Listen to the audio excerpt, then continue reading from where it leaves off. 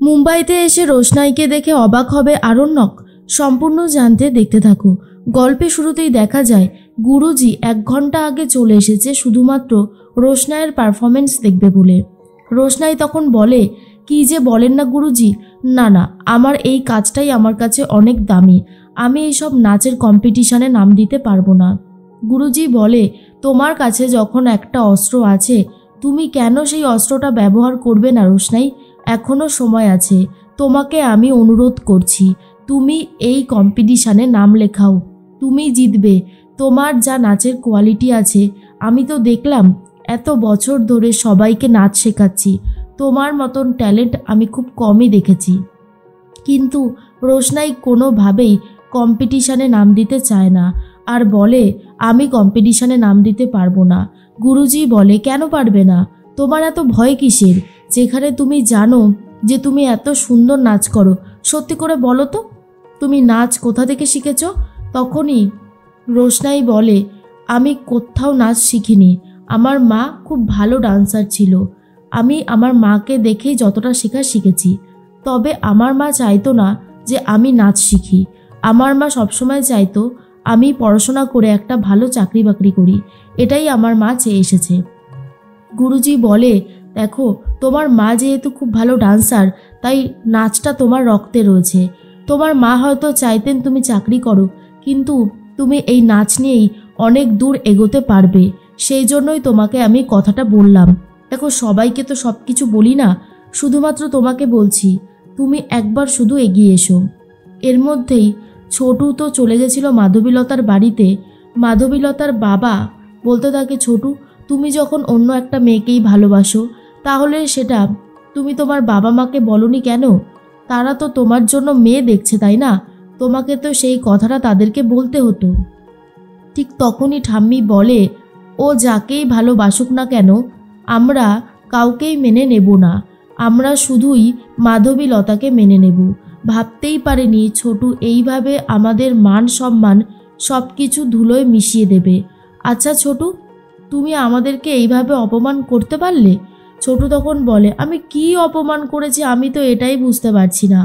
আচ্ছা মা, তুমি তো জানো আমি লক্ষ্মীকে একটু বেশি ভালোবাসি, যাতে লক্ষ্মী আমার কাছে থাকে, তো আমি কি অন্যায় করেছি? তখনই মাধবীলতা বুঝতে পারে না, কিন্তু বুঝতে পেরে গেছে বড় মা, আর বলে, তার মানে তুমি লক্ষ্মী ঠাকুরের কথা বলছো? এর মধ্যেই বারিনবাবু তো বলে, সে কি, তুমি লক্ষ্মীর কথা বলছো আর আমরা ভাবছি একটা মেয়ে? বোঝো ঠেলা, দেখেছো মাধবীলতা, ছোটু ঠিক কীভাবে ঘুরিয়ে পেঁচিয়ে কথাটা বলেছে, আর তুমি একজন এত বড় শিক্ষিকা হয়েও কথাটা ধরতে পারোনি। তখনই ছোটু বলে, কি করব, আমার তো একটু কথা বলার ধরনটাই এরকম, তাই না বড় বৌদি? তখনই বড় বৌদি বলে, তুমি এইভাবে একটা মেয়েকে কান্নাকাটি করিয়ে দিলে? হ্যাঁ, মাধবীলতা তো অন্য কিছু ভাবছিল। এর মধ্যেই ছোটুর বাবা বলে, না না ছোটু, এই সব ব্যাপার নিয়ে তোমার এই ইয়ার্কি ঠাট্টা এগুলো কিন্তু একদমই ঠিক হয়নি।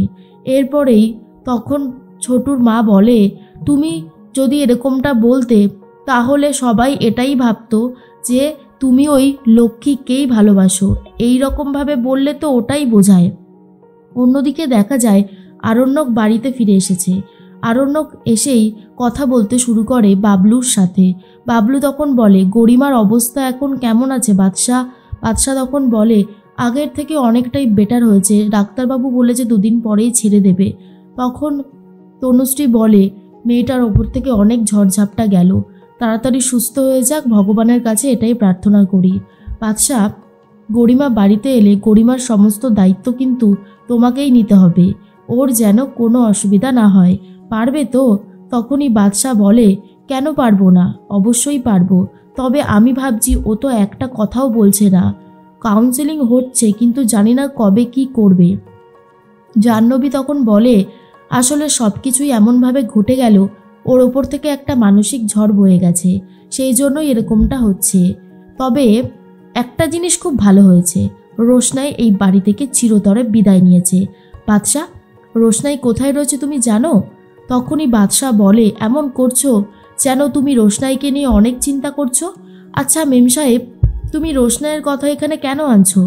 রোশনাইয়ের সাথে আমার কোনো যোগাযোগ নেই, আর ও কোথায় রয়েছে কি করছে সেই সম্পর্কেও আমি জানি না। এখন আমার সবথেকে বেশি যেই জায়গাটায় ধ্যান দেওয়া উচিত সেটা হলো গরিমার ওপর। আমি ওই কাজটা নিয়েই ব্যস্ত আছি। তনুশ্রী তখন বলে, গরিমাকে কি এই বাড়িতেই নিয়ে আসবে? কয়েকটা দিন যদি ও এইখানে থাকে আশা করি ওর ভালো লাগবে, আমরা এতজন মানুষ আছি। তখন আরণ্যক বলে, ওকে তো হুইল চেয়ার করেই নিয়ে আসতে হবে, দেখছি কি করা যায়।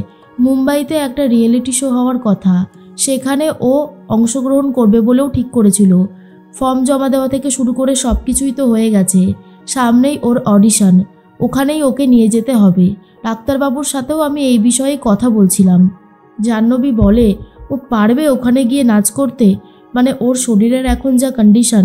তখন আরণ্যক বলছে, জানি না কি করবে, তবে ওই জায়গাটাতে যাবে বলে গরিমা অনেক পরিশ্রমও করছিল, ওই স্বপ্নপূরণ আমাকে করতেই হবে। আরণ্যক আর গরিমা যে এইভাবে এক হয়েছে এটা দেখার পরে তনুশ্রী, বাবলুর এদের খুবই ভালো লাগে। এদিকে মাধবীলতা তো ছোটুর ওপরে প্রচণ্ড চটে গেছে। ছোটু তখন বলে, বলছিলাম কি 1 কাপ চা পাওয়া যাবে? মাধবীলতা আর কোনো উত্তর দিতে পারে না আর বলে, জানি না।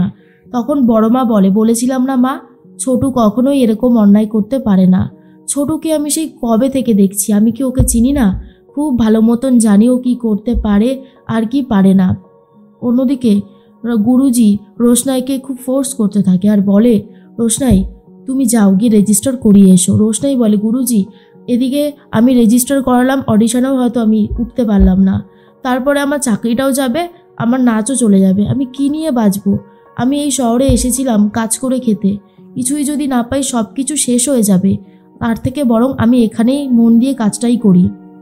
গুরুজি বলে, তুমি এত ট্যালেন্ট নিয়ে রয়েছো, তোমার থেকে যারা কম ট্যালেন্ট নিয়ে রয়েছে তারা এই অংশগ্রহণ করছে, আর তুমি বলছো অংশগ্রহণ করবে না? এটা তো আমি কিছুতেই মেনে নিতে পারবো না রোশনাই। তুমি জানো না তোমার মধ্যে কতটা ট্যালেন্ট আছে, তারপরে আমি আছি তোমার সাথে, আমি তোমাকে ঠিকই শিখিয়ে পড়িয়ে নেব, তুমি শুধু আমার ওপর একটু ভরসা রাখো। আর তোমার দায়িত্ব যখন আমি নিচ্ছি, অসুবিধা কি আছে? এই শহরে অনেক কিছু ঘটে প্রতিনিয়ত, সবাই বলে ছেলে মেয়ে সমান, কিন্তু অনেক সময় হয় ছেলেরা মেয়েদের কাছ থেকে অনেক অ্যাডভান্টেজ নিয়ে নেয়, মেয়েরা অনেক বিপদে পড়ে। সেই জন্যই বলছি, তুমি সময় থাকতে থাকতে নিজের জায়গাটা স্ট্রং করে নাও, না হলে এরপরে আর সেই সময়টা পাবে না। সবাইকে এসব কথা বলি না, তোমার মধ্যে ট্যালেন্ট দেখেছি বলেই বলছি। রোশনাই তখন বলে, তাহলে আমি কি করব? গুরুজি বলে, তুমি যদি চাকরি এই চাকরিটা যদি তোমার চলে যায়, আমি তোমাকে একটা নতুন চাকরি পাইয়ে দেওয়ার ব্যবস্থা করব। তুমি শুধু এই ঘুঙুরটা পরে এসো আর কয়েকটা নাচ প্র্যাকটিস করে নাও, বাকি ক্যান্ডিডেটরা আসার আগেই তোমাকে কয়েকটা নাচ তুলিয়ে দিই, তাহলে সুবিধা হবে। এরপর রোশনাই নাচ করতে থাকে। অন্যদিকে আরণ্যকভাবে গরিমাকে নিয়ে মুম্বাইতে আসবে, আর বোঝাই যাচ্ছে মুম্বাইতে এসে রোশনাইকে দেখে কিন্তু অবাক হয়ে যাবে আরণ্যক।